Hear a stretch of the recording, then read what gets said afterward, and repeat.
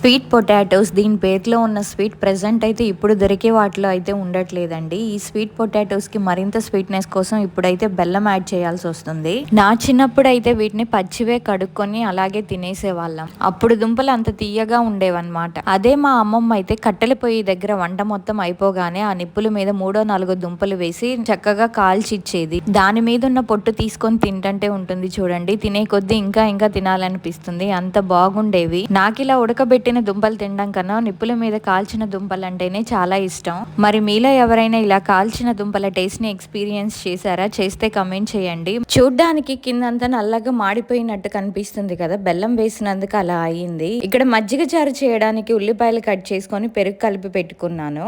మా ఇద్దరి కోసం మజ్జిగ చారు అండ్ మా బుడ్డోడి కోసం అయితే పప్పన్నం వండాను. ఈ రోజుకి నా మినీ వ్లాగ్ అన్నమాట ఇది. వీడియో నచ్చితే తప్పకుండా ఒక లైక్ చేయండి, నా ఛానల్ని సబ్స్క్రైబ్ చేసుకోండి.